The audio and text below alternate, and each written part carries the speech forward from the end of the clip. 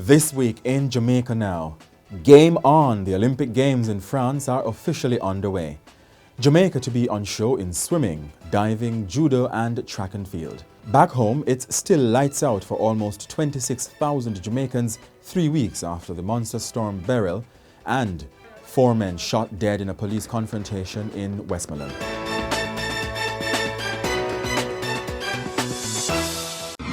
I'm Jovan Johnson and this is Jamaica Now. The 2024 Olympic Games in Paris, France are officially underway. The opening ceremony for the event took place on Friday evening. Two-time World Championship triple jump silver medalist Shanika Ricketts and swimmer Josh Curlew were Jamaica's flag bearers. The athletes paraded on boats along the River Seine.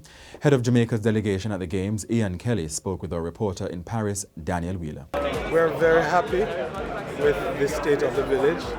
I think based on the preparation that we would have made for the last day, the first set of athletes have been settling nicely yesterday, and I know that this batch will just go. It will be a seamless transition when they enter the village. I know that the situation which we spoke to earlier when we just got here, all of them have been resolved, and surely it is now up to the athletes to perform. Jamaica will have representatives in 4 events: track and field, judo, swimming and diving. Judo representative Ashley Mackenzie will be the first Jamaican in competition.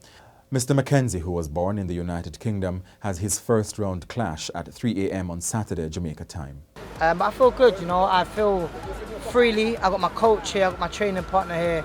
The Jamaican team has been so generous and given me the things that I need to comply and be the best athlete I can be, So I'm looking forward to it. My draw comes out at 2 o'clock. I'm a bit nervous, there's some bad boys in there still, but at the end of the day I've trained everything that I could do up to this point, and I'm excited to fight. And national swimmer Sabrina Lynn says she does feel some pressure.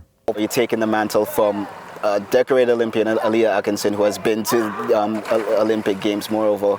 Does it feel, I guess, pressuring or daunting to kind of, accept the torch, as it were, or are you just more focused on trying to, forge your own path? It is very pressuring, but for right now, how to say this? I'm not really trying to get to her level right now, seeing as this is my first Olympics. Hopefully, as I progress more in swimming, I can get to her level. But it's a very honorable role to take on. But right now, I'm really focused on just trying to swim my best and do what I need to do. Male team captain Yona Knight Wisdom will seek glory in diving. Track and field competition is scheduled to start on August 1. The Jamaica Public Service Company, JPS, says power is to be restored to approximately 26,000 customers left in the dark by Hurricane Beryl by August 12. Energy Minister Darrell Vaz said he got the update following a meeting with the executives of the country's main power provider on Friday. Mr. Vaz called the meeting over his frustrations with the pace of electricity restoration 3 weeks after the storm and amid protests in some communities. I know that many JPS workers and contractors are in the field working long hours and themselves maybe have been dealing with issues in their homes and families as it relates to damage caused by Beryl. Despite the fact, I have major issues with the response management in relation to where we are after 3 weeks. These include JPS's original estimate given to Cabinet for restoration 2 weeks ago that has been missed. JPS's deadlines published for parish by parish restoration, which has been missed. And let me just state, Madam Speaker, that I got JPS to agree to give 3-day schedules showing the areas that are projected to be restored every 3 days, published on their website and all over social media, and I share it with my parliamentary colleagues on both sides. Areas where the JPS has indicated that are restored, and upon checks made, they are not fully restored. What do I mean by that, Madam Speaker? They say sections, and I have a situation just yesterday where the member from North Central Clarendon showed me sections of Moko. And when I made inquiries and asked him to give me evidence, over 50% of Moko was not restored. So therefore, Madam Speaker, we have to give accurate information and detailed information to reduce the frustration and the misery index.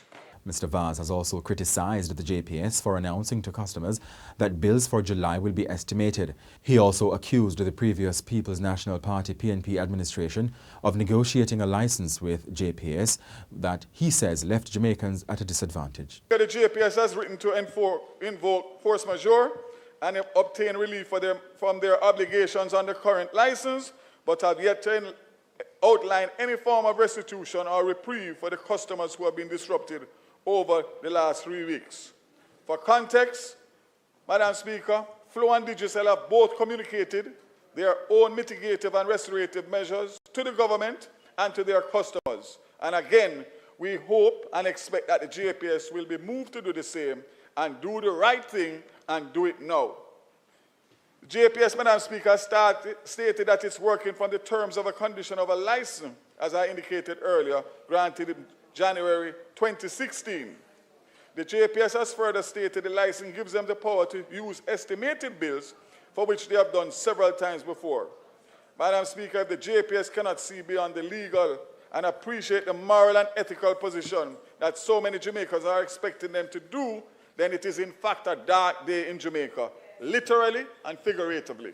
But the opposition has hit back. Spokesman on energy Philip Paulwell argued that the current license was better than the one inherited from the JLP in 2011. Any village lawyer will tell you that in any contract that is done, there is a provision for acts of God. And in Madam Speaker, in 2001, when I wasn't the minister, there was an all-island license granted to the JPSCO. And in it, the provisions of force majeure that was adjudicated on by the OUR after every hurricane, after COVID. The OUR has adjudicated on force majeure, and especially in relation to estimated bills. But you know, the license that I signed in 2016 preceded another license, which was signed in 2011. I wonder who was in government in 2011. And you know, I don't like to do this now. I don't like the tit for tat. But no, the elections were in December 2011. I became minister in January 2012. And those same terms are replicated. The Jamaican government has a 19% stake in JPS. Meanwhile, the Jamaica Public Service has announced a discount for approximately 350,000 residential customers under its Hurricane Beryl relief program. The 20% discount will be applied to customers who use 150 kilowatt per hour of electricity or less for the month. JPS says the discount will be applied to current charges and reflected on bills that customers will start receiving in August. And on the issue of estimated bills, JPS says it has submitted a proposal to the Office of Utilities Regulation requesting a review of the mechanism for calculating estimated bills for customers affected by the hurricane. Now, estimated bills are typically calculated using the average of a customer's last 3 actual readings. And the JPS says it has not disconnected customers for non-payment of bills since the passage of the hurricane, and it will continue to suspend disconnections up to August 15. The government used its majority in the House of Representatives on Tuesday to pass a bill that will delay for 3 months the holding of a by-election to replace former Morant Bay Councillor Rohan Bryan, who died in May. Based on the law, the elections should have been held by August 9. But Leader of Opposition Business in the House, Philip Paulwell, accused the government of breaching the law. Today, the government is in breach of the law. The government is operating unlawfully in relation to this matter. The government having breached the law, today, the day when we, I believe, go off on our summer recess, we see another rushed bit of legislation coming. We are just having sight of it today. We are just having sight of it today. Right? Chaka chaka indeed. So we are going to see A bill, the first time we're seeing it, tabled today, rush it through today. Total disrespect for us inside there. Total disrespect for the institution of local government. But Edmund Bartlett, the House leader, said the country was experiencing problems following the passage of Hurricane Beryl.